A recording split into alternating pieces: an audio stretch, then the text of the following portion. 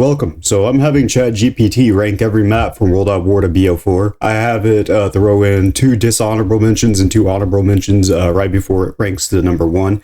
I basically asked it to rank the map.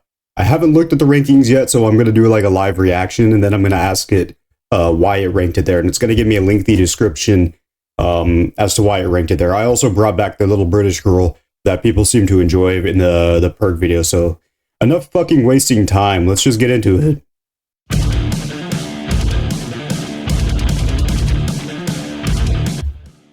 Okay, so your first map is... Oh, wow, Die Rise. Interesting. Okay, this is interesting.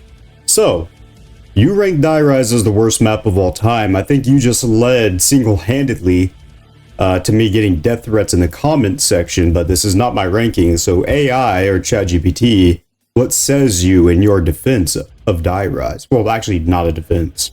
Hey, let's talk about Die Rise, aka the most infuriating, poorly designed, vertical abomination in Call of Duty Zombies history.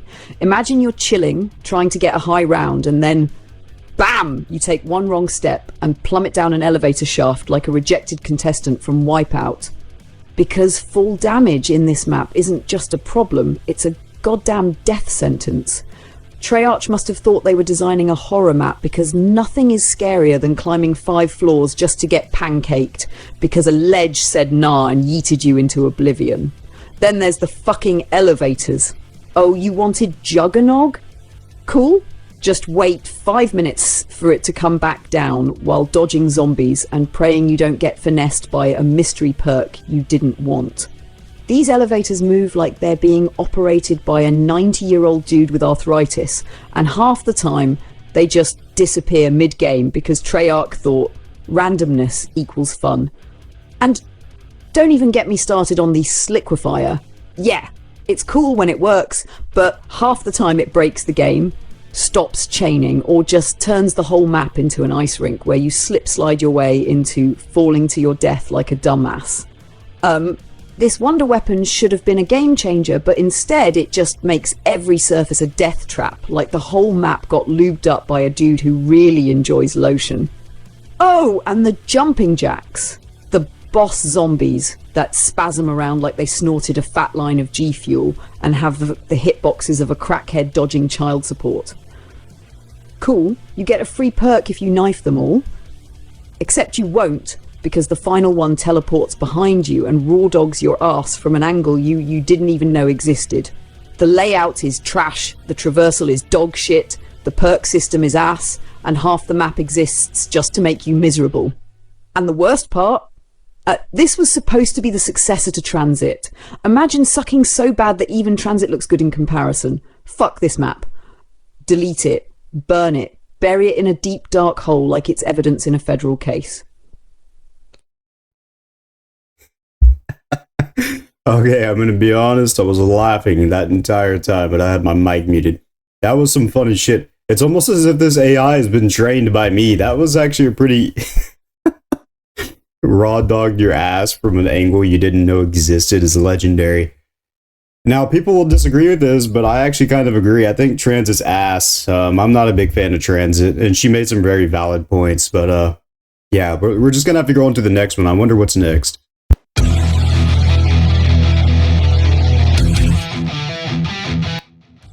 Okay, Miss Lady, at number 26, you rank Transit. Yes, what a ranking. Fucking terrible map, but I'm going to let this girl speak for herself. Let's see what she has to say about this. A flaming pile of donkey shit on wheels. Oh boy, Transit, the map that Treyarch hyped up like it was the second coming of Jesus Christ, but instead delivered something that feels like it was designed by a meth-addicted raccoon with a hatred for fun. Let's start with the fog. The entire map is shrouded in a thick, piss-coloured, Silent Hill-looking ass fog that makes it feel like you're playing inside a busted 2004 graphics card. And what's waiting inside the fog? Fucking denizens. These little crackhead goblins leap onto your face and start fingering your eyeballs like they're auditioning for a Brazzers shoot. And good luck shaking them off, because meleeing them feels about as effective as slapping a bear with a tortilla. Then we got the bus. The one mode of transportation in this godforsaken hellscape, driven by Robo Jeffrey Dahmer, aka TEDD, a robot who talks mad shit while simultaneously leaving you behind at the worst times. You either get on the bus, like a good little transit passenger, or you risk running through lava-filled roads that burn your ass worse than Chipotle the next morning. The bus might seem useful, but nope. Zombies bust through the windows faster than a crackhead realizing a pawn shop is still open. Speaking of lava, why is there lava everywhere? Who at Treyarch decided that stepping 3 inches to the left should feel like you're tap dancing on Satan's ballsack?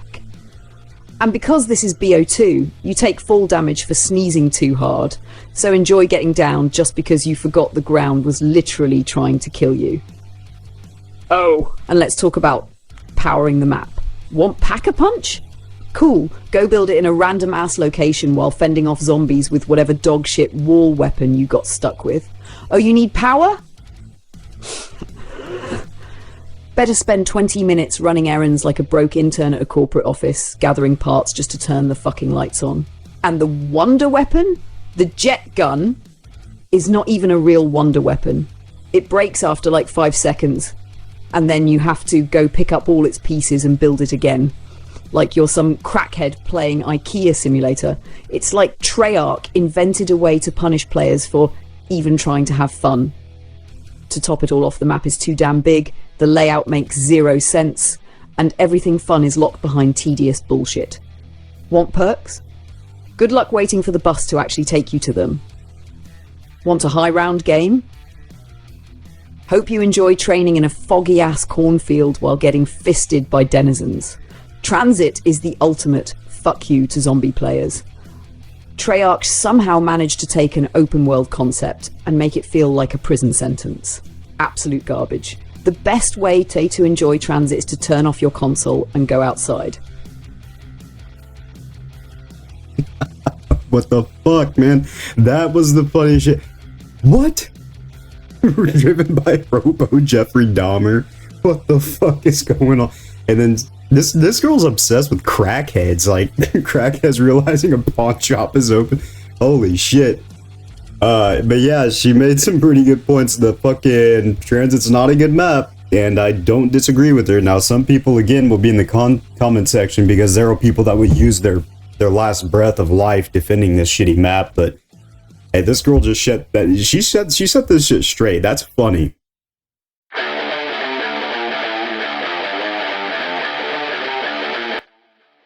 Okay, now number 25 is Voyage of Despair. Another very good ranking. I think this is a really bad map. However, we're gonna see what she has to say about it. Voyage of Despair. Titanic. More like Titanic, waste of time. Alright, so Treyarch looked at the biggest shipwreck in history and thought, yeah, let's make a zombies map out of that. And guess what? It fucking sucks. First off, the layout is absolute dog shit. This map is so narrow, cramped, and confusing that it feels like you're trying to play zombies inside a goddamn IKEA showroom. Every hallway is tighter than a closet that twink at Sunday brunch. And just when you think you found a good spot, boom, a horde of zombies ass blasts you into a corner with nowhere to run. And let's talk about the wonder weapon, the Kraken. Sounds badass, right? Nope. It's just a worse thunder gun with extra steps. You gotta find parts, upgrade it, and still it barely does shit against high rounds. Meanwhile, the normal guns feel weaker than a 90-year-old man on TRT. Also, the boss zombies on this map? Fucking miserable. The Stokers? These giant flaming assholes stomp around spitting fire like they're auditioning for a rap battle. And let's not forget the Blightfather, aka let's throw in a bullet sponge just because. It's like Treyarch said, this map sucks already, let's add enemies that make it even worse. The biggest joke? The iceberg doesn't even kill you. Like, if you're gonna make a Titanic map, at least let me go out like Jack and freeze my balls off. Instead you just die because the layout sucks and the game hates you. At the end of the day, Voyage of Despair is exactly what it sounds like. A long, painful ride on a doomed ship that you wish would sink faster. Okay, what the fuck was that cough at the end? That's insane. Anyways, all that aside, she actually made some pretty good points. The Stokers and shit, like, they're stupid. I actually just recently played Voyage, and I don't have much to say about it. I don't really like the map. I know people do, but I haven't played it enough to give my opinion, so I think she did a pretty good job. Let's go to the next one. That's a very good one.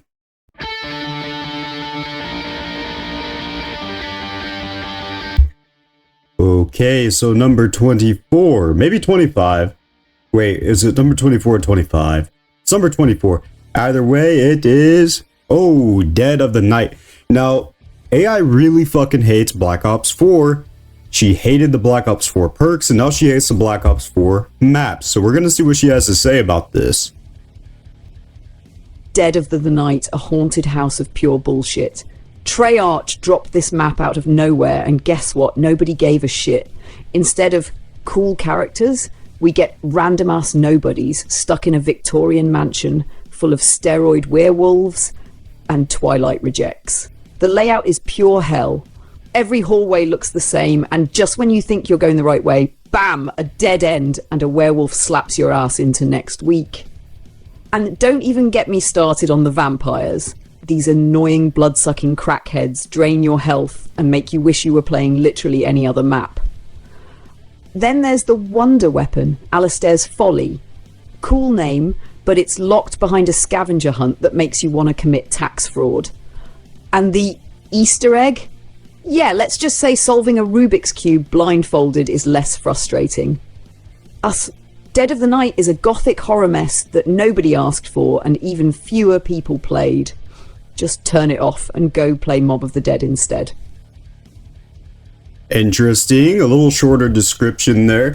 I know people really like the Chaos storyline. I don't have much to say about this map. I've never really played it, but you know, she might know what she's talking about. She might not. That's up for the viewers to decide. But she ranked it at number 24, so we're just gonna have to move on.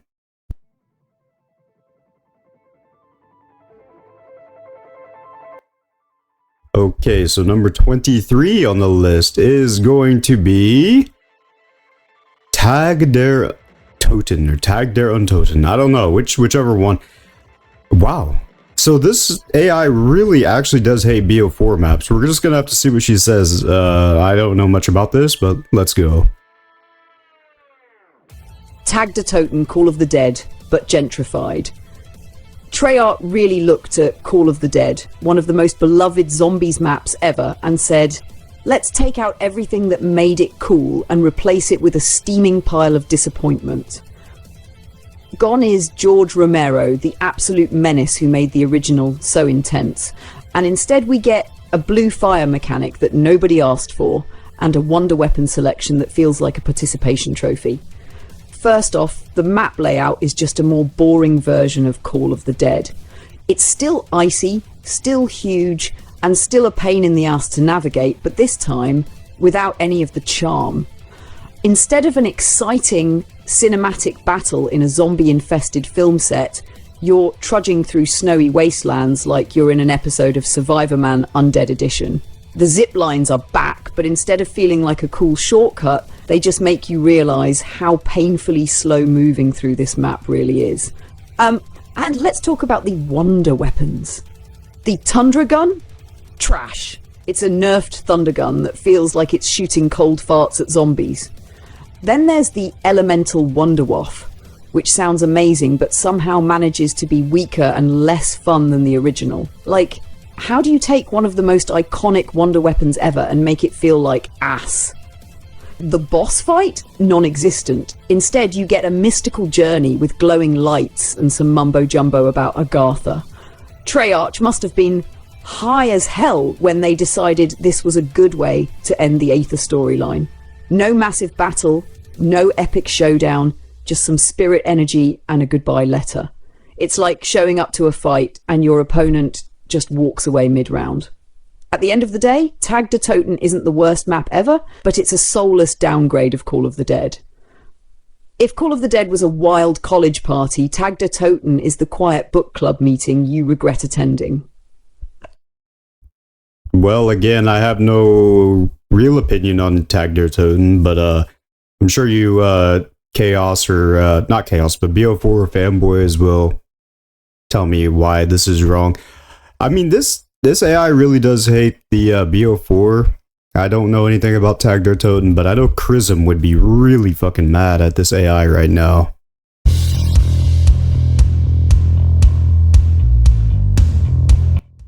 Coming in at number 22, we have, scroll down here, Alpha Omega. Holy shit, this BO4. Let's get them all out of the way right now. Anyways, let's see what you have to say about Alpha Omega. Alpha Omega, Nuketown Zombies, but somehow even more mid. Treyarch really said, hey, remember Nuketown Zombies? What if we made it bigger, added bunker tunnels, and still made it boring as hell? And that, my friend, is Alpha Omega, a map so painfully mid, it makes you wonder if Treyarch was even trying anymore. First off, this is literally just Nuketown expanded, but instead of making it more fun, they just added a bunch of underground hallways that all look the same, turning the whole thing into a claustrophobic, confusing rat maze where you can't tell if you're going toward Pack-a-Punch or just circling back to Disappointment. Then we got the Nova Crawler variants, because apparently normal zombies weren't annoying enough. Now we got electric ones that zap your ass, fire ones that explode on impact, and gas ones that leave farts so toxic they make Taco Bell look healthy. This doesn't make the game more fun, it just makes it feel like Treyarch threw random mutations at a wall and hoped for the best. And the wonder weapons? We finally get MCOT 2 ray gun variants, which should be hype, but instead they feel like half-baked gimmicks that don't even hold up in high rounds. It's like Treyarch said, here, have variety, but then forgot to make actually worth using. The story? Cool in theory, since it ties into Broken Arrow and the Aether finale, but the execution? Just a whole lot of talking while you run around flipping switches and doing chores like you're a damn electrician. Instead of an epic battle for survival, you're stuck fixing power grids while zombies nibble on your ass. In the end, Alpha Omega is the definition of wasted potential. It could have been the ultimate Nuketown experience, but instead it's just a generic forgettable map with too many hallways and not enough fun. If you ever wanted to feel lost, underwhelmed and slightly annoyed at the same time, this is your map. Man, the BO4 fanboys are going to be really mad. I just want to remind everyone that this is not my list. This is an AI list. Like, ChatGPT ranked all these, so I don't have much to say about Alpha Omega. Never actually really played it. I want to play it. I thought it was a really cool idea, but I think ChatGPT really just hates everything BO4 at this juncture of all junctures. But we're just gonna have to move on to the next map. Let me know what you think about this ranking, though. I think Alpha Omega is actually pretty decent, but we'll see what the next one is.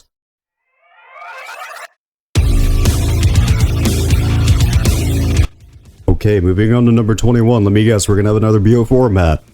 Scroll down here, and we have Shangri-La. Okay, interesting choice here. Shangri-La, yeah. Might be controversial. Why did you choose Shangri-La for number 21? Let's see what you have to say for yourself. Shangri-La, the most beautiful map you'll ever hate. Oh, Shangri-La! The map that looks absolutely stunning, but plays like Satan himself designed it specifically to ruin your day. Treyarch really said, let's make a map where every hallway is the width of a broomstick and then flood it with sprinters, fire zombies, and spikes that pop out of the ground like middle fingers. First off, the layout is tighter than a nun's asshole. There is no room to move. If you're not getting cock-blocked by a random-ass pillar, then you're getting boxed into a corner by zombies that run faster than your stepdad when you ask him for child support. And don't even think about training in this mess. Shangri-La is a straight-up anti-training map, forcing you to run in unpredictable paths just to survive longer than 5 minutes. And then we got the monkeys. Who the fuck are fast for perk-stealing monkeys? I swear to God, these little gremlins have ruined more games than lag.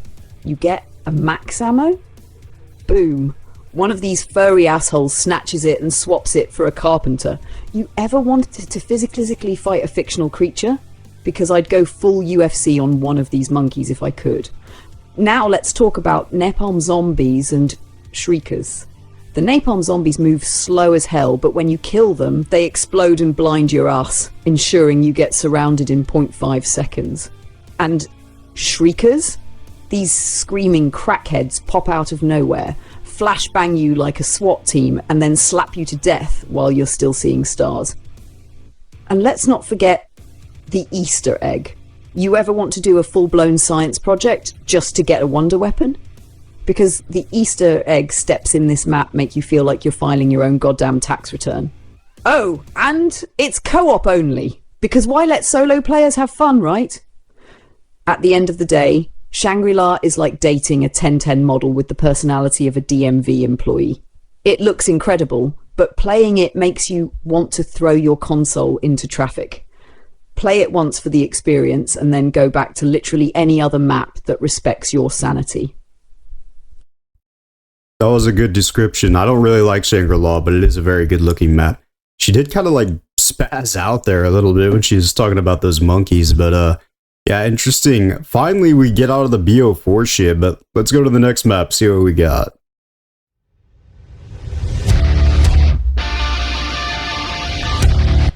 Next map, number 20 on the list. We're about to break through our top 20. And we have 9. No, I disagree with that one. I think 9 is better than a lot of maps that I haven't heard yet. I like 9. I think, yeah, I don't understand this one, but hey, it's not my list. This is an AI list, so let's see what you have to say. IX Gladiator Arena. More like Gladiator Death Sentence. Alright, IX is the map that had all the potential to be legendary, but instead, Treyarch sprinkled in just enough bullshit to make it frustrating as hell. At first glance, it looks sick as fuck. An ancient Roman Colosseum packed with bloodthirsty zombies, fire traps, and a roaring crowd cheering on your demise. But the second you start playing, you realise this ain't just any battle, it's a non-stop fight for your goddamn life. First off, the enemy types in this map are straight up disrespectful. Regular zombies? Easy. But then Treyarch said, nah, let's add giant axe-throwing gladiators, tigers that chase you down like they have unpaid bills, and a mini-boss that yeets his flaming shield at you like Captain America on steroids. The Berserker Gladiators are the worst offenders. These motherfuckers charge at you like they just found out you slept with their wife and somehow take an entire clip to the face without flinching. And let's talk about the perk locations. Oh, you want to grab quick revive real quick? Nah. Treyarch made sure to scatter the perks across 4 separate temples, all connected by a labyrinth of tunnels that makes the Paris catacombs look simple. You either memorize the layout like a damn cartographer, or you waste half the game getting lost while zombies swarm your ass. The wonder weapon, the Death of Orion, is kinda cool. A scorpion gun that paralyzes zombies, but good luck actually getting it without looking up a step-by-step tutorial. This thing is locked behind a multi-step process that makes you feel like you're doing someone's taxes. Oh, and by the way, if you don't do the challenge to unlock Pack-a-Punch, you're basically stuck using Nerf guns past round 15, and then there's the elephant boss fight. Oh, you thought 1 elephant was bad? Try fighting 2! Because Treyarch wasn't satisfied with just throwing a giant armoured zombie elephant at you. They had to double down and make sure you regretted every second of it. At the end of the day, IX is fun, but it's also a stressful, chaotic, gladiatorial hellscape where you never get a second to breathe. It's the perfect map if you enjoy feeling like you're being hunted for sport. But if you're looking for a chill, high-round experience, go somewhere else, because this map will make you rage harder than a Warzone camper with a riot shield. Yeah, she used every reason why this map is actually pretty decent, and used those reasons to say why it was bad. I think the boss zombies, the gladiators, are really cool. The tigers are easy to kill. Death of Orion or Circuit's Kiss, you don't have to build. You get that from the box and you put it in the fucking Pack-a-Punch. I don't really understand where she's going with that.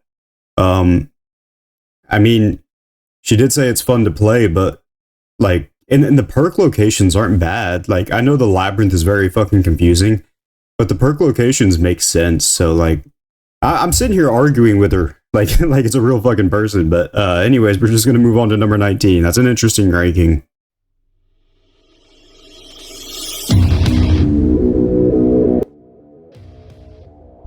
Okay, so coming in at number 19, we have Nacht der Untoten. Okay, I'm not going to complain about this, but we're going to see what they have to say about it. I really hope she doesn't, like, fuck on it too hard. So tell me what you have to say about Nacht der Untoten, please. Nacht der Untoten, the Grandma of Zombies map. Nacht der Untoten, the map that started it all. This isn't just any zombies map, this is history. The OG, the pioneer, the reason we're even ranking maps today. Without Nacht, we'd all still be playing Call of Duty multiplayer like a bunch of normies.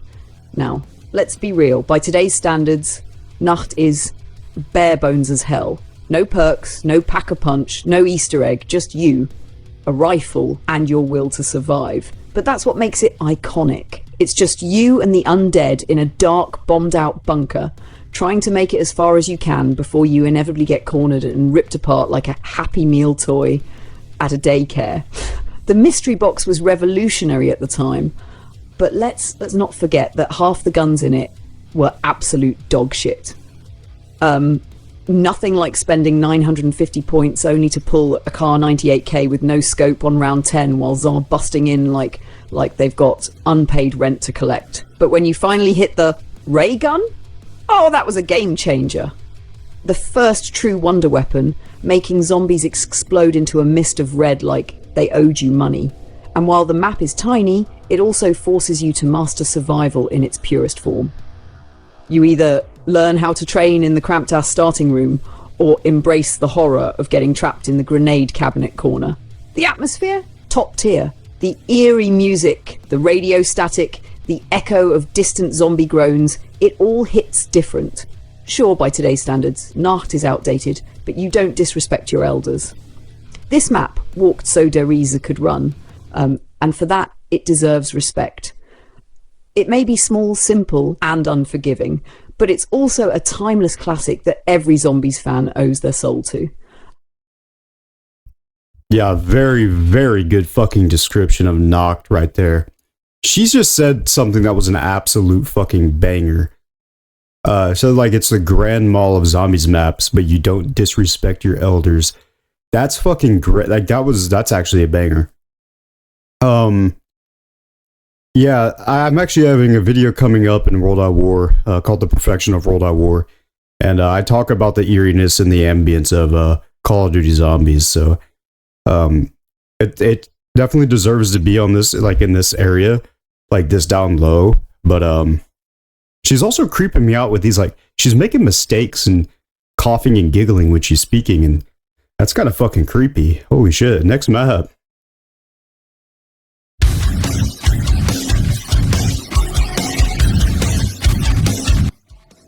Okay, so number 18, we have Gorod Krovi. And now I was not expecting a BO3 map to be this low, actually. That's very interesting. People are gonna disagree with that. I don't actually really disagree with that. I don't like Gorod Krovi that much, but what says you? Krovi, the map that promised dragons and delivered pain. Alright, Gorod Krovi should have been the greatest zombies map ever. I mean, it's got fucking dragons. Treyarch really hit us with that Game of Thrones meets Stalingrad vibe. And for a second, we all thought we were about to experience peak zombies. But then we actually played the map and realised we signed up for a living nightmare. First off, the layout is just mean. Every area feels tight as hell, with zombies jumping out of every doorway like they're running a flash mob. You can't go 2 feet without getting smacked in the face or running into some obstacle that kills your movement. And the pack-a-punch process? Cool, so you ride a dragon to get there, but good luck surviving the death trap that is the hatchery. You're either getting mobbed by zombies, torched by fire, or blasted in the ass by a mangler. Speaking of manglers, These Soviet Iron Man wannabes are a whole problem. 1 second, you're fine. Next thing you know, a mangler charges in, slaps you across the map, and turns your jugged up ass into paste. And let's not forget the Valkyrie drones. These flying light bulbs of pain just hover around zapping the shit out of you while you're already struggling to survive. And then we have the Easter egg. This shit requires NASA-level patience just to complete. The escort step with the little drone, absolute torture. One wrong move and the drone just resets like it's having a stroke. The bomb step? Hope you wrote that sequence down, because if you fuck up, enjoy instant death. Oh, and the wonder weapons? The Ray Gun Monk 3 should have been legendary, but instead, it's just okay. It's not terrible, but it's also not that satisfying to use past a certain round. Why even have a dual-wield energy gun if it doesn't obliterate everything in its path? At the end of the day, Gorod Krovi is like a toxic relationship. It looks amazing, has all the right features, but playing it makes you want to scream into a pillow. It's a beautifully brutal map that rewards the dedicated and punishes the casual. If you love suffering, this one's for you. Rewards the dedicated and punishes the casual is probably the most accurate sentence I've ever heard. Oh, a fucking bike just drove by. The most accurate sentence I've ever heard in regarding this map. I am not a big fan of Gorod. The Easter egg is cool, but you know, it's too much for me. Like, I don't have the patience for it. I don't have much to say about the Mark III. Apparently she doesn't hate it too much, but yeah, interesting spot for this map. I think some people might disagree, but we're just gonna move on to the next one.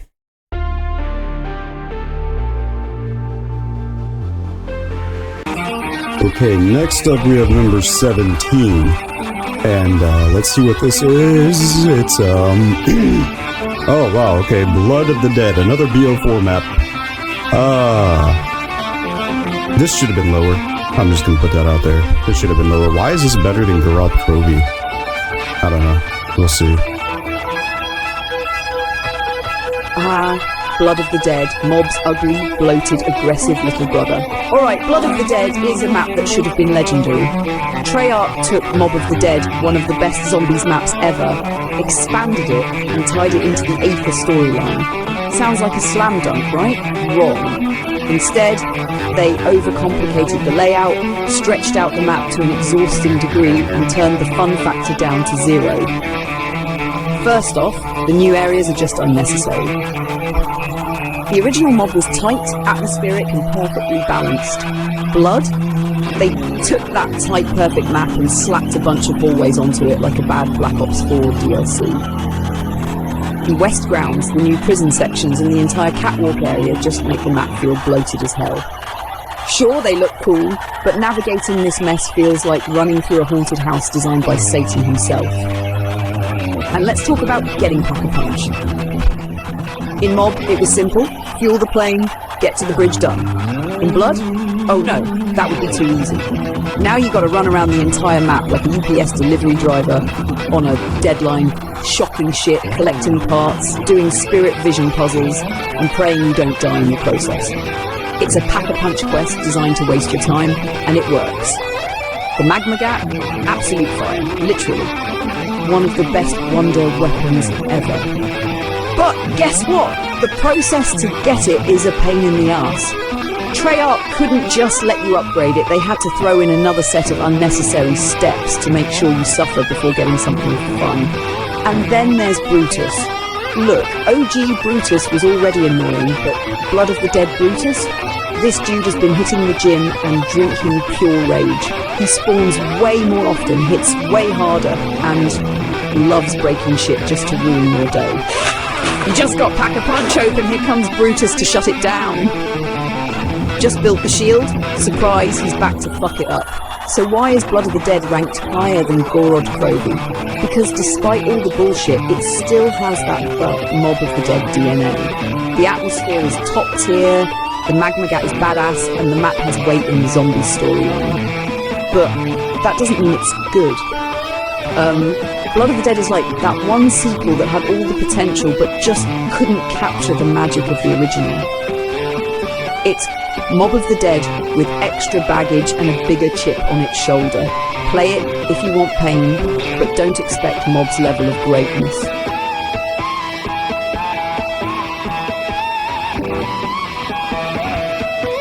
Very interesting. I don't have too much to say about Blood of the Dead. I've played it a lot, but I've never played it enough or done the extremely complicated Easter egg steps. I think the Magmagat is actually really good.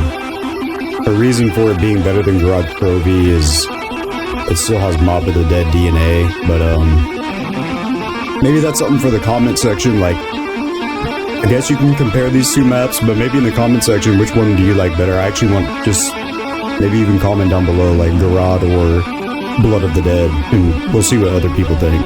Next map.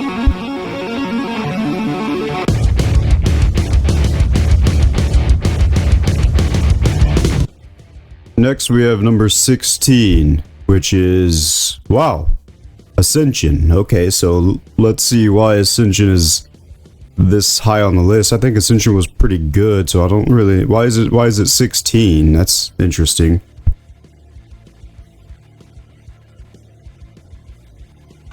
Ascension, the map that gave us PhD Flopper and then gave us monkeys.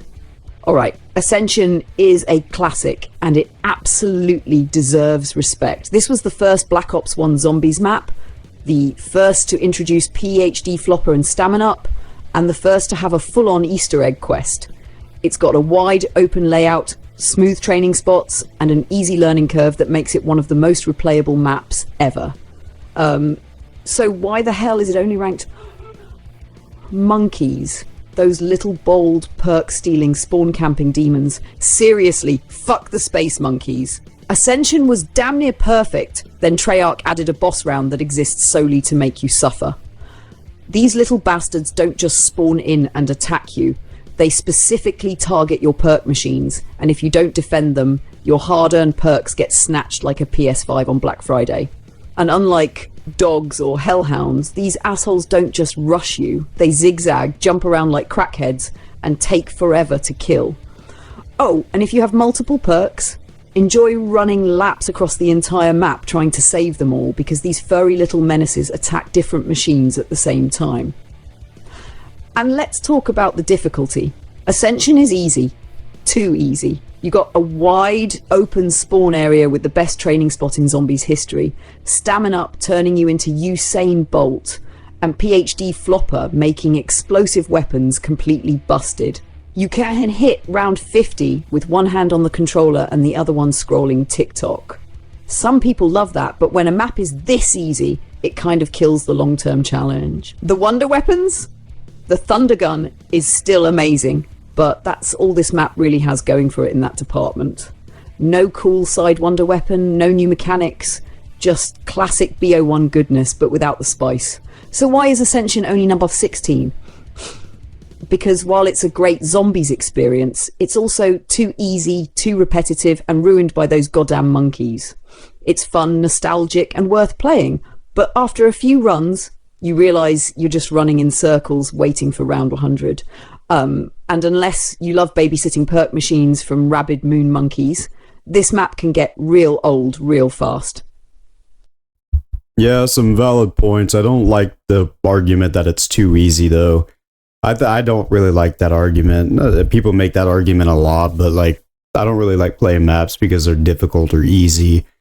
I don't know what the hell her deal, like, what is she saying about this being the first Black Ops 1 Zombies map? That's kind of weird. Now, I do agree 1000% with her monkey argument. Yeah, monkeys are just fucked, man. They really did kind of mess this map up, and monkeys, in my opinion, I think I'll talk about this in a later video, but monkeys single-handedly made, like, the new perks completely useless, but That's for another topic. This is an interesting ranking, number 16. Let's move on to number 15.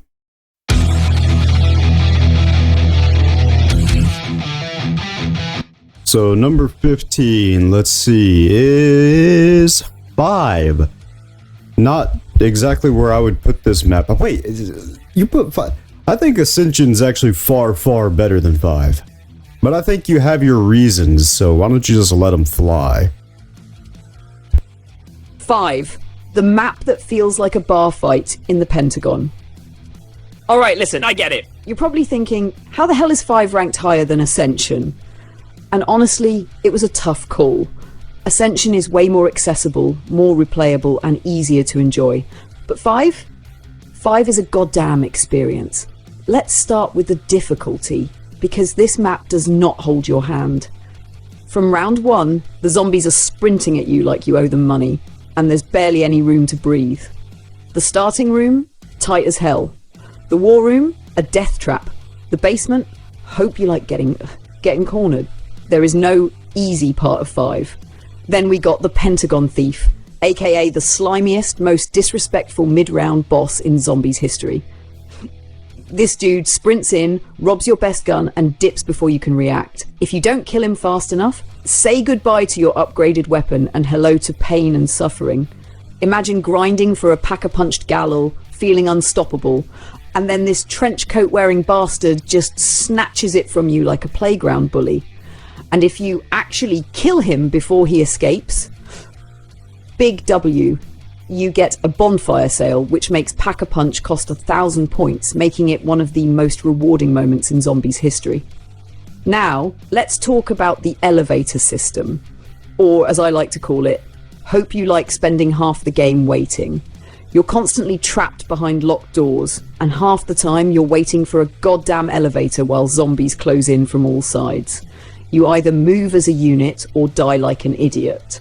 But despite all this chaos, 5 is just fun as hell. It has one of the best atmospheres in zombies, the coolest setting, the goddamn Pentagon, and one of the most unique gameplay loops. The Winter's Howl sucks, but the map forces you to use teamwork, movement, and pure survival instincts in a way that no other map does.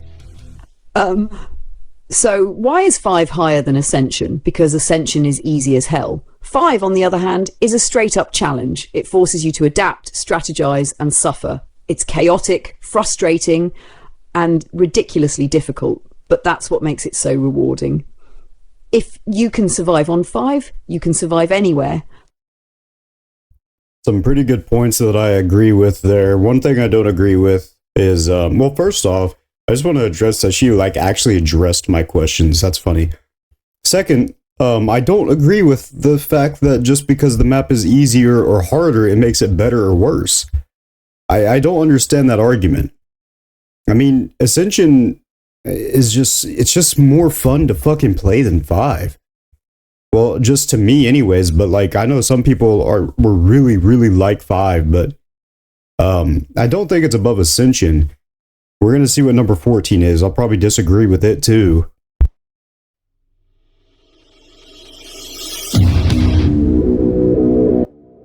Okay, number 14. Let's see here.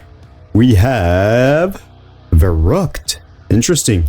Yeah, we're kind of getting to the halfway point.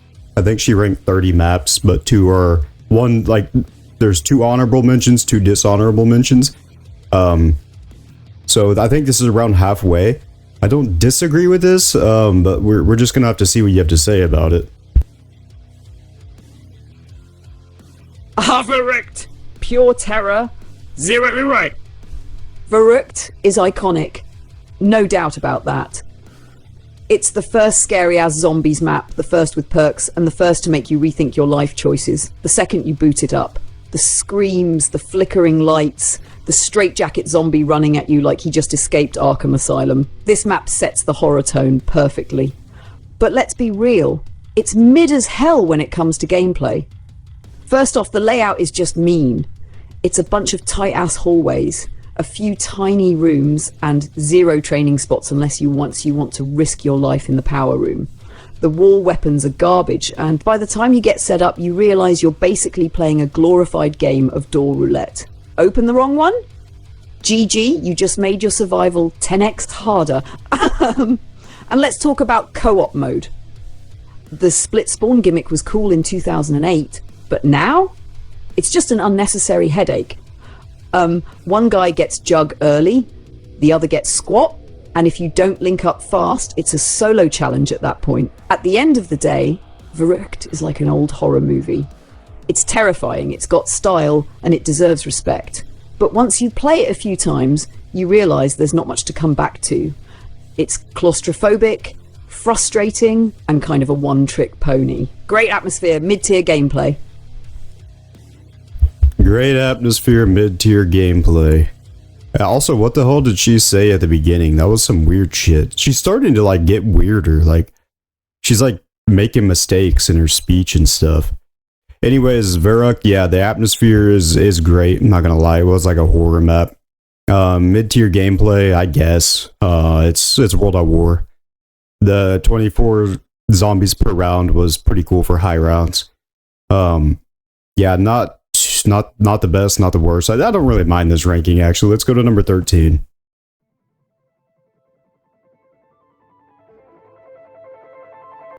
Okay, number 13, I believe. Let's see what we got here. Is classified. What the fuck is classified?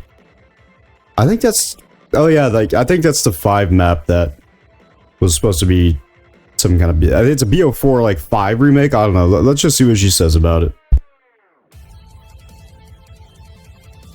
Classified the 5 remake, that's just fine. Alright, Classified is what 5 should have been. A more balanced, more playable, less rage-inducing version of the OG Pentagon map.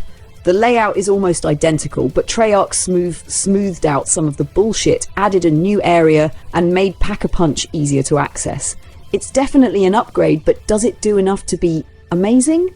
Not really. First off, it's just not as intense as 5. The Pentagon Thief is gone, which, let's be real, is both a blessing and a curse. On one hand, you don't have to worry about some trenchcoat-wearing menace stealing your guns, but on the other hand, it also removes one of the most unique aspects of 5's gameplay. Instead, we get teleporting Nova Crawlers, which are annoying but nowhere near as memorable. The new areas, like the lab and server room, are fine, but they don't add anything groundbreaking. Pack-a-Punch is locked behind a tedious DEFCON switch system with better than 5's nightmare elevator setup, but still feels like unnecessary busy work. The Winter's Howl got buffed, but let's be honest, it's still bottom tier as far as wonder weapons go. And then there's the story. Treyarch hyped this map up as the key to revealing what happened to Ultimus, but the Easter egg is basically just survive long enough to hear cutscenes and then die. No major quest, no grand boss fight, just lore drops that make you go, oh cool, before moving on. So why is Classified ranked here? Because it's solid but forgettable. It's 5 without the bullshit, which makes it more fun to actually play, but it also loses some of 5's personality. It's a comfort pick, a low-stress map that's fun for casual runs, but it's never the first map you think of when you want to play zombies. Good, not great! What the fuck? Not great. That's some weird shit. I don't know enough about Classified to basically say anything. She said the Pack-a-Punch is locked behind a tedious DEFCON switch system, which is better than 5's Nightmare Elevator, but it's the same in 5. So, I don't really know where you're going with that. The Winter Howl being buffed, maybe it did, maybe it didn't. I don't really know. That's going to be up for the Classified connoisseurs in the comment section, but we're going to move on to number 12. Let's see what we got.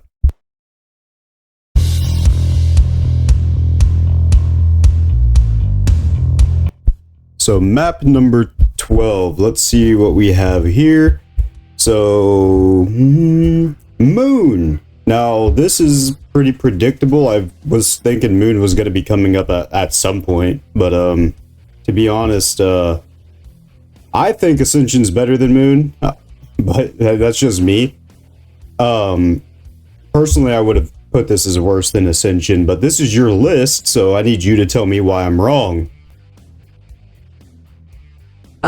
Moon, a love it or hate it masterpiece of chaos.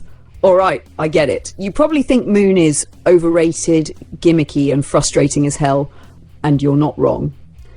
But hear me out, because this map actually does a lot right. First off, Moon has some of the coolest mechanics ever introduced in zombies. The No Man's Land start? Pure adrenaline. You either grind jug early or get your shit rocked by endless sprinters in a fog-covered hell zone.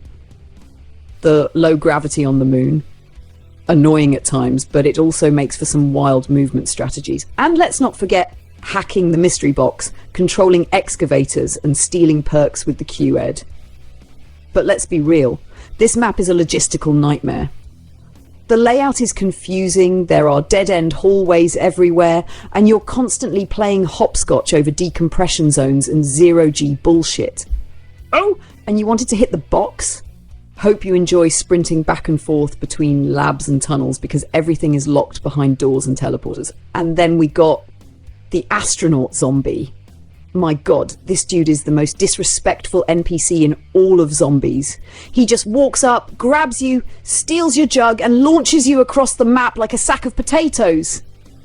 There is nothing more soul-crushing than getting tossed into the vacuum of space because this bastard decided he didn't like you. The wonder weapons? Wave gun is fire. Zap guns? Cool as hell. Gersh devices and QEDs? Some of the most fun equipment ever. The problem? You're not guaranteed to get any of it. If you don't get the right loadout, this map becomes a war of attrition. The Easter egg? Absolutely legendary. It's one of the best finales to a zombie storyline ever, but it also requires more setup than a goddamn tax audit. If you're not willing to grind for 2 hours straight, you're probably never even seeing that ending. Why? So why is Moon doing 12, because it's ambitious as hell. It's one of the most creative maps ever made, with some of the best weapons and mechanics. But it's also a total headache. Some people love the chaos. Some people hate the bullshit. I put it here because it's legendary, but it's also way too exhausting to be any higher. Again, what the hell was she saying? Like, what is 12? Like, I don't know what she's going on there. I don't like Moon. I'm just gonna put it out there. I don't like Moon. She did make some really good points, though. The Easter egg is really cool. The zap guns, the wave gun, whatever. The No Man's Land was actually really cool, too. I like No Man's Land. But I don't like Moon. And it must be the layout, the way the map flows. I don't know. But I don't like Moon. But then again, she actually had some really good reasons why it was ranked here, so I'm not going to really argue with it. Let's go on to number 11.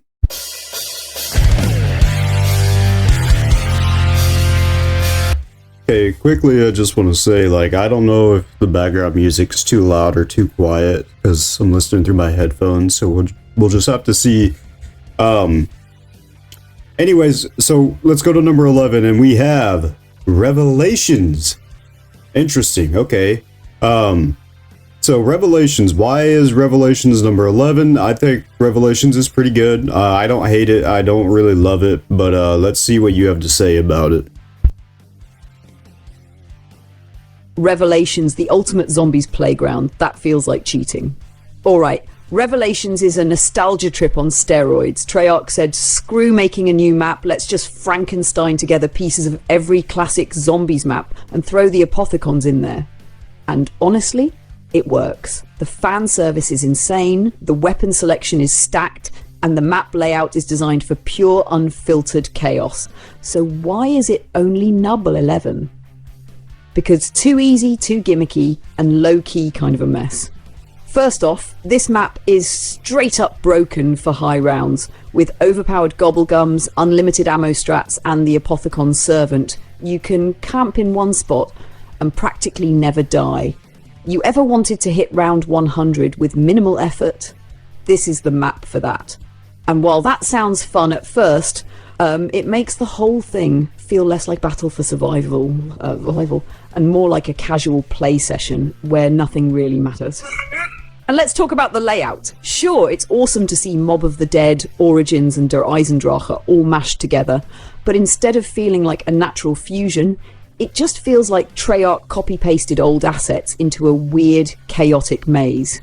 Some areas are awesome, like Kino and DE, but others feel shoved in just for the sake of it, looking at you, Shangri-La corner. It's like going to a buffet where you recognise all the food, but nothing is cooked quite right. The Easter egg? Mid.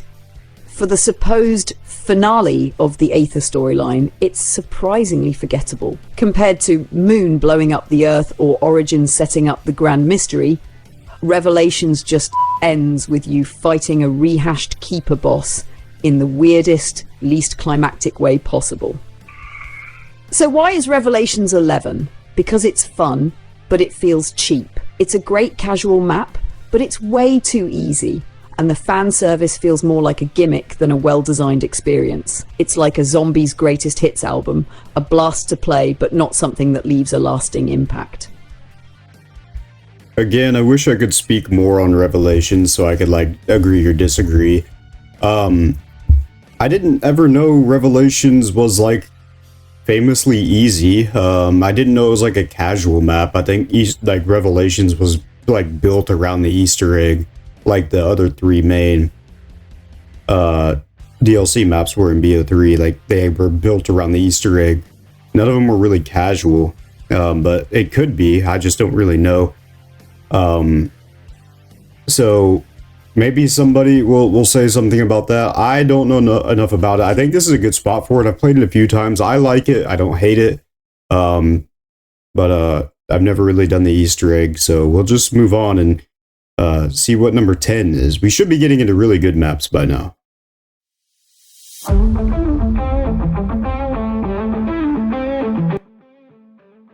Okay, we're now entering top 10, so we should be getting some pretty good zombies maps coming up. So number 10 is...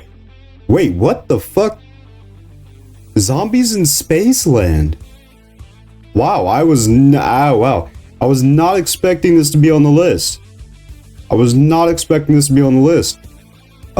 Treyarch only maps. This is very interesting. This is the 10th best map according to ChatGPT. I was not expecting this. Let's see what you have to say about that. Zombies in Spaceland, the most fun you'll ever have in a zombies map. Alright, Zombies in Spaceland isn't just a great zombies map. It's an absolute banger. Infinity Ward came out swinging, saying, you want something fresh? Here's an 80s space-themed amusement park with neon lights, killer clowns, and a David Hasselhoff DJ. And somehow, it works better than anyone expected. First off, the setting is legendary. Every other zombies map is either dark, depressing, or horrifying. But this... it's straight up fun. The bright neon colours, the theme park attractions, the synthwave music blasting in the background. It's pure 80s energy. It feels like you stepped into an arcade cabinet, but instead of playing, you're surviving wave after wave of the undead. And the gameplay? Super smooth. The layout is big without being overwhelming. The traps are actually fun to use, shout out to the Disco Ball of Death, and the wonder weapons, aka the elemental wonder weapons built from arcade tickets, are some of the most creative and satisfying guns in zombies history. Then we got the alien boss fight. Listen, Treyarch has some cool boss fights, but this one is pure chaos. You're running through the entire theme park, dodging lasers, avoiding teleporting zombies, and trying to melt this UFO-powered asshole before he wipes your squad. Fun? It's actually a challenge. And let's not forget the afterlife system. When you die, you don't just spectate, you go to the afterlife arcade. You can play mini-games to revive yourself, which makes Spaceland one of the most forgiving yet still engaging zombies maps ever. It keeps the action going without making it feel like a free pass. Why is Zombies in Spaceland number 10? Because it's unique, it's fun as hell, and it's easily the best thing Infinity Ward ever made in zombies. It's got style, creativity, and some of the smoothest gameplay in the entire series.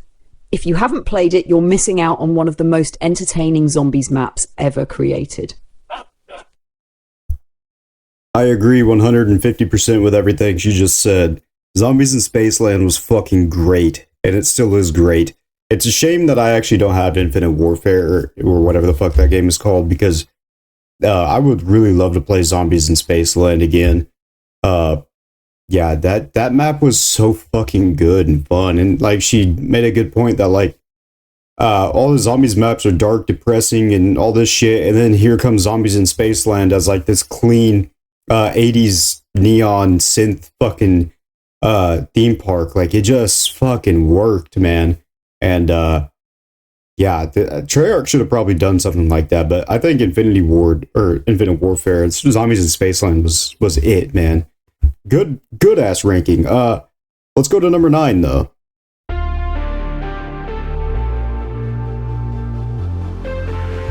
Okay, let's see. Number 9. Number 9, we have Buried. No.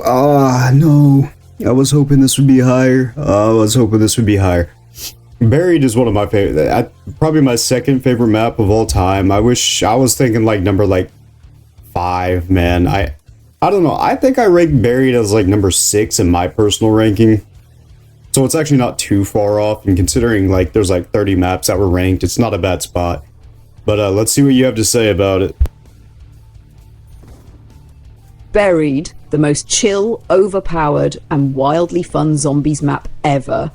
Alright, Buried is peak casual zombies. It's the map where you go to relax, break the game, and feel like a god. It's got a great layout, a ton of unique mechanics, and some of the most OP weapons and perks in zombies history. So why is it 9? Because even though it's incredibly fun, it's also way too easy. Let's start with the map itself. You spawn in a rundown western town buried underground, because Treyarch was on some real Wild West ghost story shit. The atmosphere? Top tier. It's eerie but also weirdly cozy. The layout is super open, making it one of the easiest training maps ever, while still having tight spaces for those who like a challenge. Then we got Leroy, aka Big Tall Bastard, aka the Homie. This gentle giant changes everything. He smashes open new areas, helps build items, and can even carry a zombie across the map so you can chill and set up in peace. He's like a mix between a bouncer and a golden retriever. Give him booze and he'll do whatever you need. And let's talk about the Paralyzer. This wonder weapon breaks the game in the best way possible. It's a thunder gun, a jet gun, and a jetpack all in one. You can literally fly across the map, slow down zombies, and camp indefinitely if you use it right. They combine it with Vulture Aid, and suddenly you've got unlimited points, ammo, and zero risk of dying.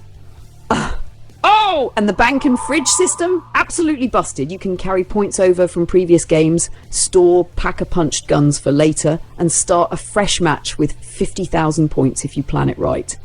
This map lets you skip the struggle and go straight to God mode. The only reason Buried isn't higher is because it's too damn easy. The witches are the only real threat, but even they just steal your points and can be avoided. The Easter egg is cool, but it's overshadowed by how much fun it is to just the game. Why is Buried 9? Because it's fun, unique, and loaded with cool mechanics, but it's also one of the easiest maps ever. If you want to feel unstoppable while casually farming high rounds, Buried is the perfect playground. Yeah, again, I don't disagree with anything that was said there. Buried is... She made a good point. Like, it's eerie, but it's also weirdly cozy. Like, I never felt threatened when playing Buried. Like, it was always like a casual comfort map for me. And I love the whole Wild West theme. It's really fucking cool. The Paralyzer, yeah, broken. But really would have been cool to see it on other maps, to be honest with you. Easter egg, I don't know of the Buried Easter egg, I'm gonna be honest with you. Vulture's Aid, not a very good perk. Yeah, it's a good ranking. I'm not gonna lie. Let's go to number 8.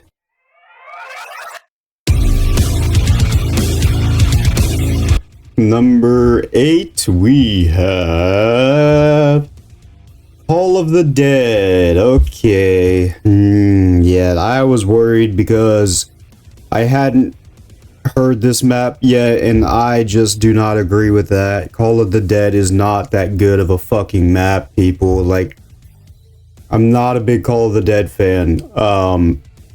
Better than Buried? That's just...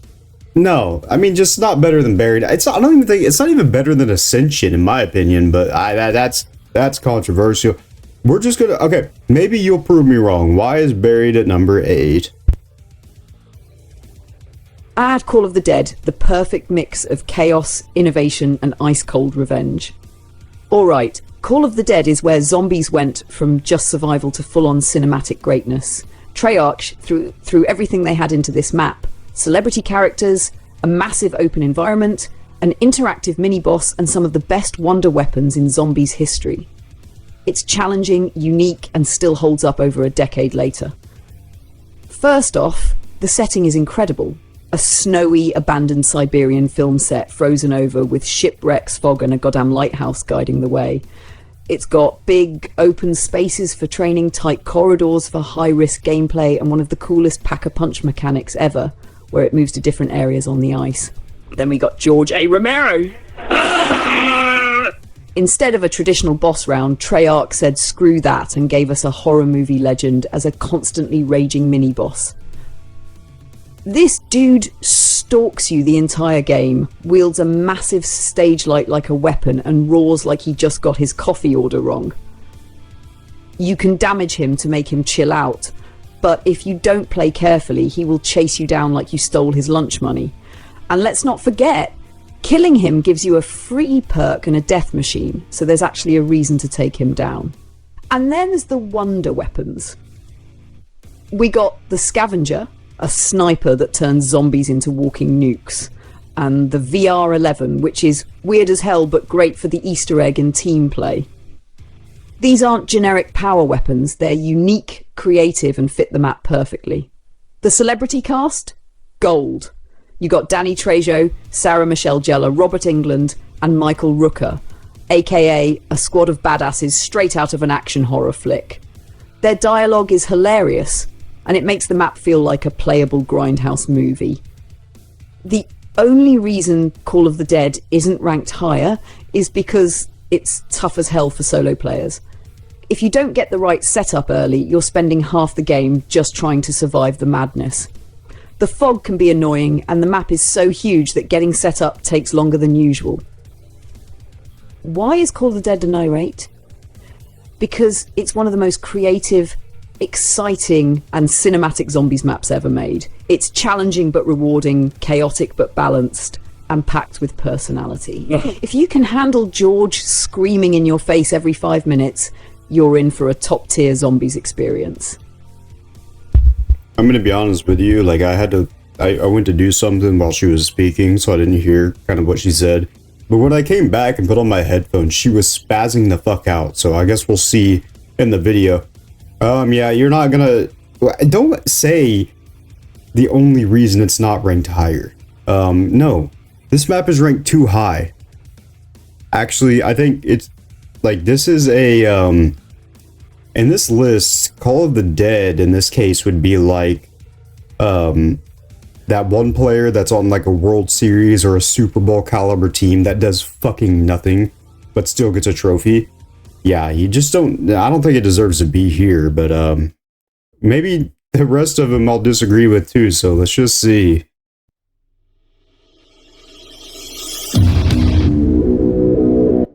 Number 7 is... Ancient Evil. What the fuck? So, okay, BO4 map. I'm gonna be honest with you, I've never played Ancient Evil. Yeah, well... Number 7 of all the zombie maps from World.War to BO4. That's very interesting. I want to see what you have to say about that. I don't know much about Ancient Evil, so I'm not gonna, like, you know, say anything. Or not give my opinion yet, so let's just see what you have to say. Ancient Evil, BO4's underrated masterpiece. Alright, Ancient Evil is hands down the best BO4 map.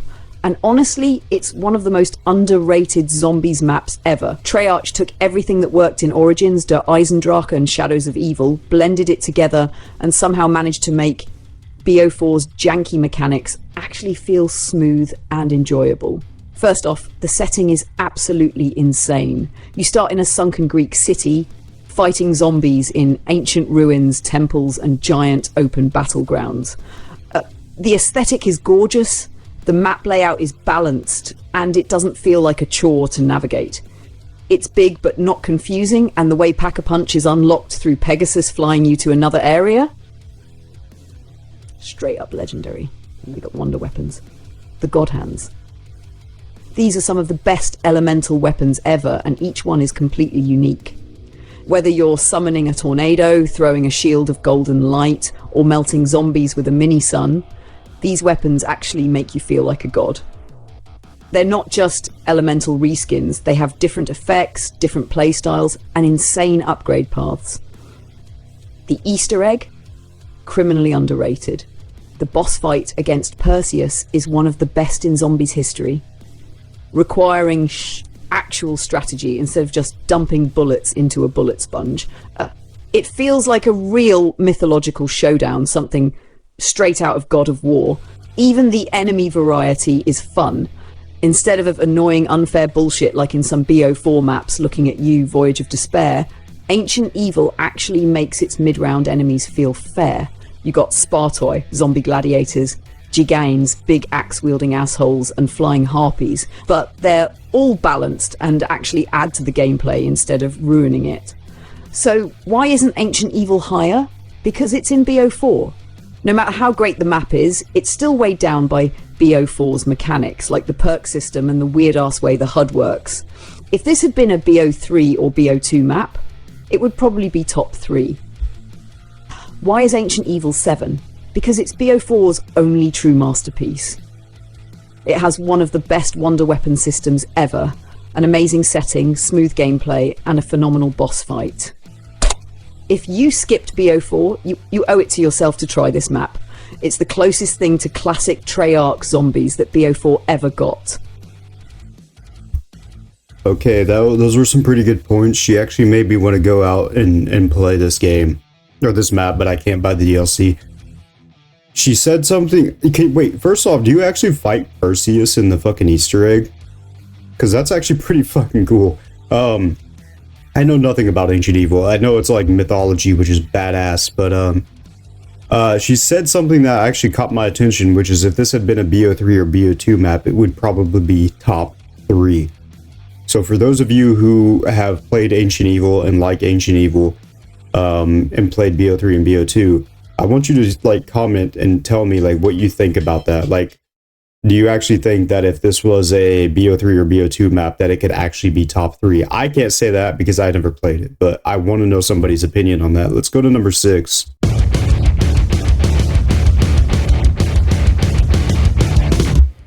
Coming in at number 6, we have Der Riese. Hell yeah. I like how this is ranked this high.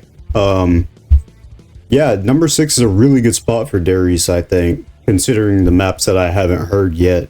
I don't know the order of the maps I haven't heard yet, but this is a really good spot. What says you in your defense?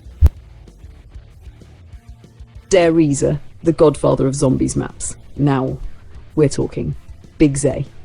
Der Riese isn't just a zombies map, it's the zombies map. This is where everything changed. Pack-a-Punch, introduced here. The classic teleporters and catwalk strat started here. The map design that became the gold standard for every great zombies experience after it, all thanks to Der Riese. First off, this map just feels perfect. The layout is small but not cramped, open but not overwhelming. You can camp, train, or hold down areas with a squad, and every strategy actually feels viable. You spawn in, unlock a few doors, link the teleporters, and suddenly you've got one of the smoothest gameplay loops in zombies history. It's simple, but never boring. And then we got Pack-a-Punch. Before Der Riese, zombies was all about survival with no way to improve your guns. Then Treyarch said, what if we let you turn your shitty starting pistol into a mini nuke launcher? Boom! Zombies changed forever. Every single map after this followed its formula. This is where zombies became legendary. Weapon-wise, it's got all the classics. The PPSH-41, MG42 ray gun, and even the Bowie knife all feel iconic here. In BO1 and BO3 remakes, we got even more firepower, making this map even better over time. The only reason Der Riese isn't higher is because while it's a goated map, it's also kind of simple by modern standards. There's no epic boss fight, no elemental weapons, no grand Easter egg quest. But guess what? It doesn't need that. Why is Der Riese 6? Because this is the map that defined zombies. It laid the foundation for everything we love, from pack-a-punch to well-balanced map design. It's iconic, timeless, and still holds up today. If you love zombies, you love Der Riese, period. If you love zombies, you love Der Riese, period. That's a very factual statement. I agree with everything she said, once again. Yeah, this is pretty much, I'd say Der Riese and Kino der Toten are maps that kind of defined or set the stage for what zombies would become, or what would become the zombies mode. Like, Der Riese and Kino launching back-to-back kind of really just put everything together. And, this is like the first map, maybe outside of Shinonuma, that was actually planned and had a lot of effort put into it. And it actually goes to show, like, Der Riese is just the fucking map, man. The ambience, the feeling, the nostalgia. Like, I go back and play Der Riese a lot, actually, because it just makes me feel good. But it's a really good spot. We're gonna have to see what the top 5 are. So let's go.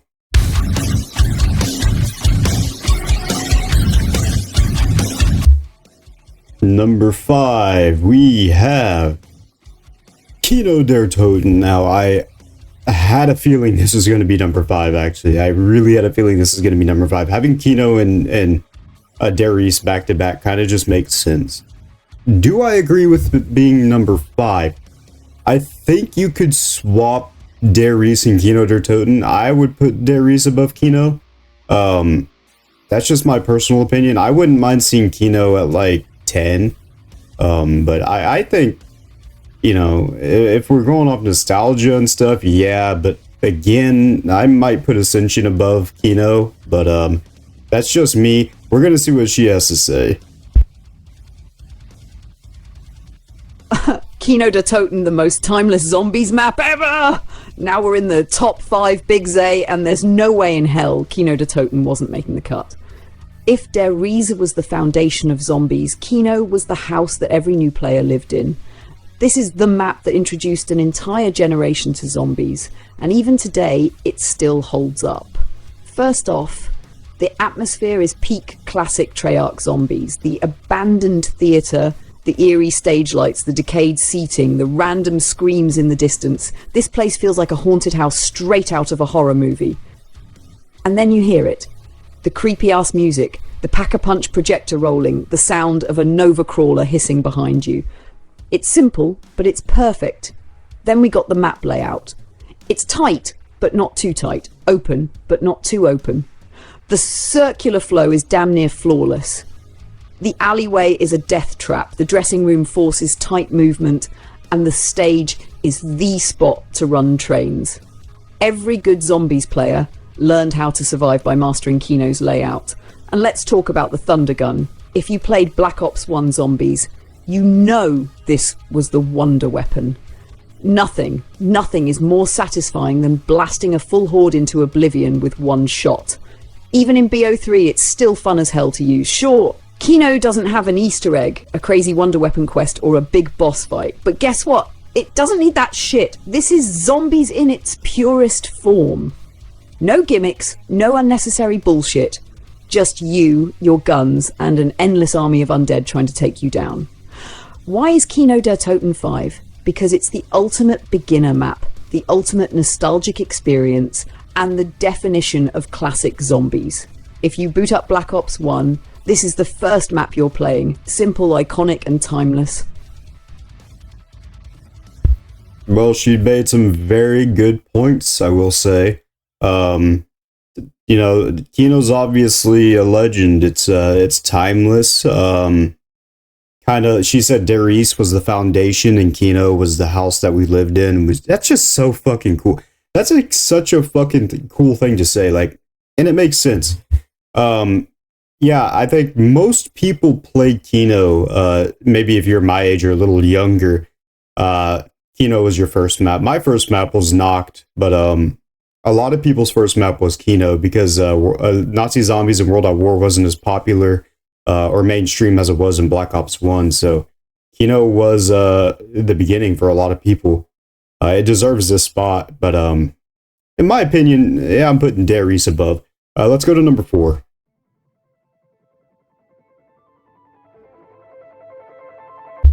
Okay, I also noticed that she called me Big Zay in the last, when she was talking about Kino. That's kind of cringe. But anyways, we're going to go into the next one. Number 4 is Shadows of Evil. Of course it is. Of fucking course it is. This is going to make a lot of BO3 fanboys very happy. I know a lot of people think Shadows of Evil is actually the best map of all time. Like a non-insignificant amount of people think this is the best ever. I don't think it's the best ever, but I do think it deserves to be number 4. We'll see what she has to say about it. Shadows of Evil, the most underrated goat of zombies. Alright, let's get one thing straight. Shadows of Evil is a goddamn masterpiece. When BO3 first dropped, people were whining about how complicated it was, saying dumb shit like it's too much like Mob of the Dead or where's my casual survival map? Listen to me. Shadows of Evil is peak zombies. First off, the map design is absolutely flawless. Morgue City is dark, eerie, and dripping with that 1940s noir aesthetic. The neon lights, the jazzy soundtrack, the ominous radio broadcasts, it's all top tier. You've got 3 massive districts connected by the ritual areas, which at first seem overwhelming, but once you get the hang of it, this map flows better than almost any other. And then we got Beast Mode. At first, everyone hated it because they didn't want to actually learn how to play, but this shit is genius. It replaces the boring power switch with an interactive, fast-paced system that rewards movement and skill.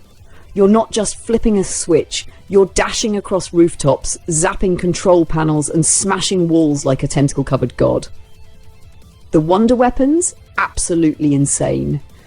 The Apothecon Servant is one of the most busted weapons in zombies history, and it feels so satisfying to use.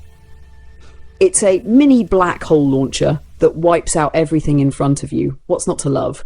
And let's not forget the Lil Arnies, aka what if we made monkey bombs but made them 100 backs cooler? Now let's talk boss enemies. The Magua. This 3-headed Lovecraftian bastard will chase you down and ruin your whole day if you're not careful. But unlike some annoying bullet sponge bosses, looking at you, Voyage of Despair, Maguas are actually fun to fight. You got to dodge, weave, and hit your shots, and when you do, it's satisfying as hell. The Easter egg? Heat. It's one of the best in zombies history, with a cinematic finale that actually ties into the Aether storyline. The only problem? You need 4 players. Why Treyarch? Why would you do this?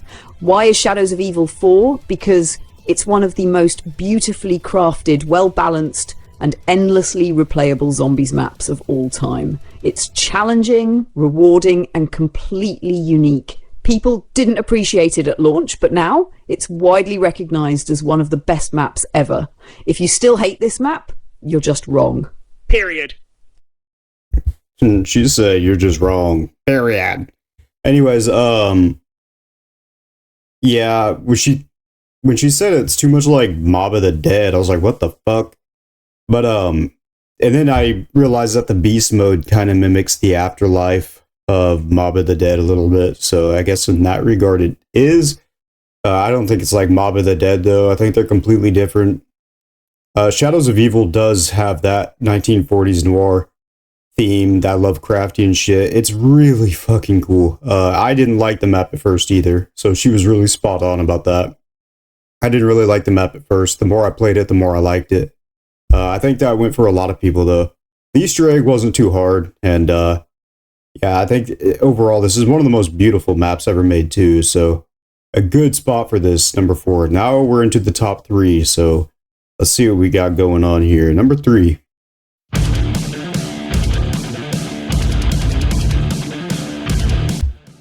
Next we have number 3, jumping into the top 3. So number 3 is Origins. Okay.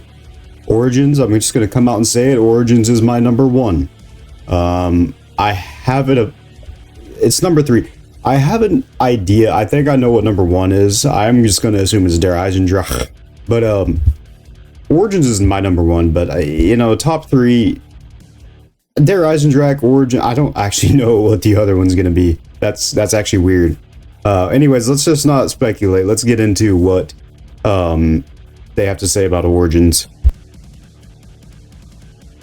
Origins, the definition of peak zombies. Alright, Origins is the map that took zombies from survival mode to full-blown legend status. Treyarch went all in, giving us giant mechs, elemental wonder weapons, an insane Easter egg, and one of the most iconic atmospheres in the entire series. Let's start with the setting. You spawn into a fog-covered, war-torn battlefield, surrounded by barbed wire, trenches, and the distant stomps of a 3-story robot casually walking across the landscape. This shit is intense from the second you load in. The music? Haunting. The voice lines? Pure mystery. The vibe? Undeniably top tier. Then we got the staffs. The elemental staffs of ice, fire, lightning, and wind aren't just some of the best wonder weapons ever. They're the blueprint for how wonder weapons should be done. Each one feels unique. Each upgrade process is satisfying, and they're all viable for high rounds. Whether you're freezing hordes, melting zombies, or sending tornadoes of death through the trenches, the staffs are easily one of the best additions to zombies ever. And let's talk about the giant robots. When Origins first dropped, everyone freaked the hell out, because nothing like this had ever been done in zombies before. At any moment, a massive foot could come down and crush you, forcing you to pay attention and actually use the environment to your advantage. Oh, and if you're skilled enough, you can jump inside their heads and unlock a hidden area because Treyarch was on some galaxy brain level design shit. The Easter egg? Straight up legendary. Treyarch went full mythological with the Ether storyline here, bringing in Samantha, the Great War, and the first real hints at the bigger picture behind the zombies universe. The final cutscene? Goated. Seeing your entire game flip on its head, revealing that this entire war zone was just a game in Samantha's mind? Iconic. Now, let's be real. Origins is not an easy map. The mud slows you down, the early rounds are brutal if you don't get set up quickly, and if you're not running a strategy, you will get overwhelmed. But that's what makes it so damn satisfying. This map doesn't hold your hand. You either rise to the challenge or die in the trenches. Why is Origins 3? Because it changed zombies forever. It set the standard for future maps. It has some of the best wonder weapons of all time. And it's one of the most rewarding zombies experiences ever created. Origins is zombies at its absolute peak. Origins is zombies at its absolute peak, but there are 2 maps above it. What can I say about Origins that hasn't already been said? Everything she said is absolutely true. Everything in this map basically made it iconic. The Easter egg was like the first big Easter egg where we got a cutscene and shit. The 4 staffs are fucking great.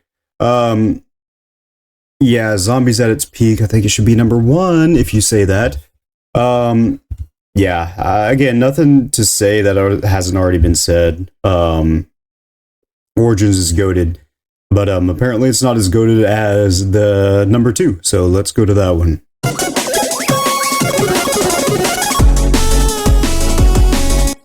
So, coming in at number 2, we have Der Eisendrache. Okay, well, fuck. I thought this was going to be number 1. So now I'm really concerned. I don't know what's going to be number 1. I think that it has some kind of bullshit up its sleeve. It better not be trolling me. Der Eisendrache is number 2. I don't really disagree. I actually, in my list, I think I have Der Eisendrache as number 2.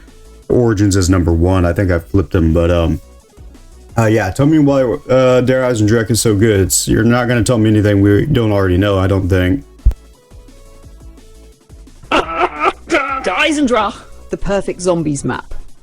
Alright, Big Zay, we are at the top 2, and if you've played Der Eisendrache, you already know why it's here. This map is peak Treyarch, peak BO3, and peak Zombies design, all wrapped into one gorgeous castle-themed masterpiece. Origins walked so D could sprint at full speed while firing an explosive bow into a horde of zombies. First off, the setting is God tier. A dark, eerie medieval castle high in the Austrian Alps during a full-on zombie outbreak. Treyarch was in their bag with this one. The entire map feels cinematic, from the stormy skies to the underground crypts to the massive death ray shooting into space. It's got tight corridors for intensity, wide open areas for perfect training spots, and verticality that makes movement flow beautifully.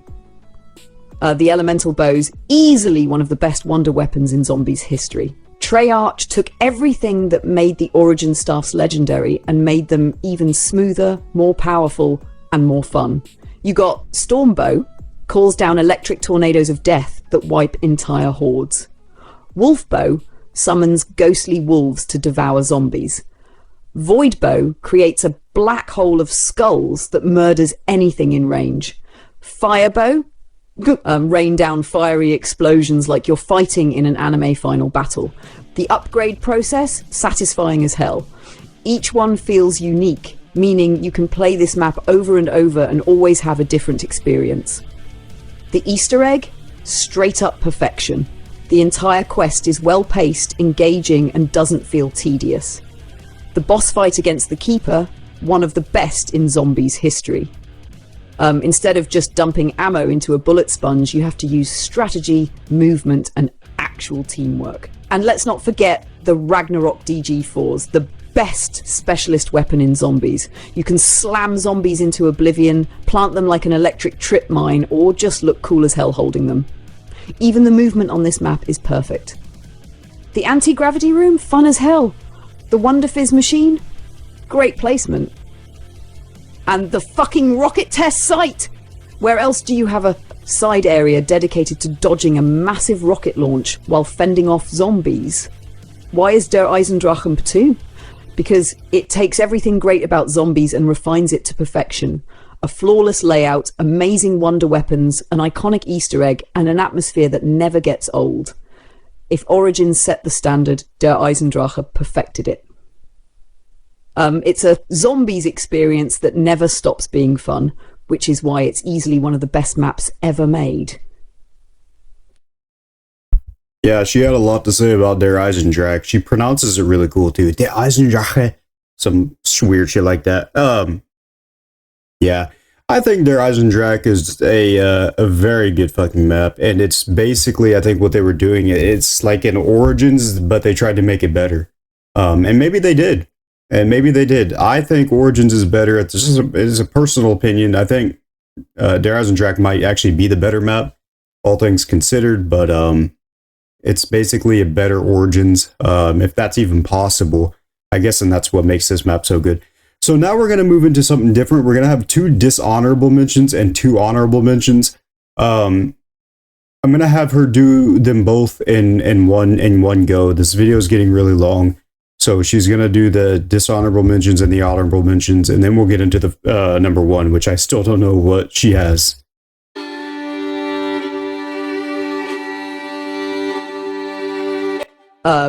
Dishonorable mentions. The map's so bad they didn't even deserve a ranking.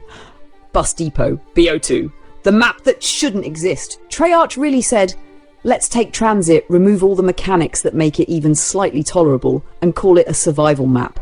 No perks, no pack-a-punch, no real strategy, just you, a box, and pain. You either die in round 5 or camp in a corner praying your M14 carries you. The whole thing feels like a punishment for people who said Tranzit was bad. Nuketown Zombies, BO2, random bullshit, go! This could have been a great map. It's got a cool setting, tight gameplay, and a decent challenge. But then Treyarch ruined it by making perks spawn in randomly. Oh, you wanted Jug on round 5?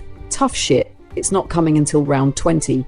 And if you get unlucky, enjoy playing the first 15 rounds without quick revive. The RNG is so awful that it turns an okay map into an absolute disaster.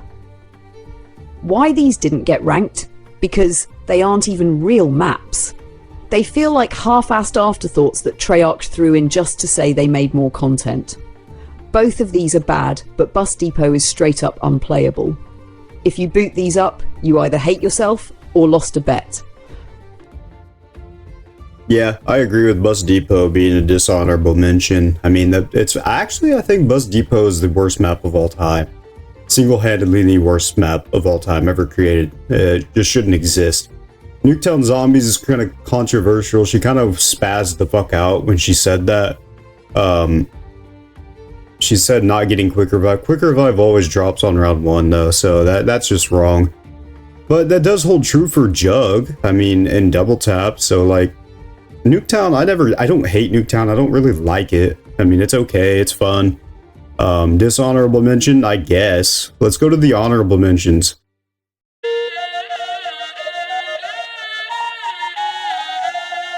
Honourable mentions, the maps that barely missed the cut. The giant BO3, Riese but modernised. Gobblegums make it way easier, and the Annihilator Pistol Easter egg is a cool touch. But at the end of the day, it's just another version of a map we've played a million times. Still fun as hell, but not quite unique enough to crack the main list. Frozen Dawn Boy 2, the best map no one played. Easily the best map from War 2 Zombies, but that's like saying it's the best movie in a bad franchise. The wonder weapons, the 4 swords, are actually sick and the map design is solid. But the problem? Nobody cared about World War 2 Zombies. If this was in BO3, it'd be talked about way more. Why these didn't get ranked? Because they're good, but not groundbreaking. The Giant is just a remake, and Frozen Dawn is stuck in a game nobody played. Both are fun, but neither is top tier. Yeah, I mean, the Giant, as an honorable mention, you could have just left that out. I would have liked this in like Zetsubo or like Shinonuma, because she left out both of those, but Frozen Dawn from World War II, the best map that nobody played. It's a game that was just stuck in a, or it's a good map that was stuck in a bad game. I can agree with that. I think World War II Zombies, the map design was really bad and nobody really played it. But these are pretty good honorable mentions. All right, let's move on to the best map of all time according to ChatGPT.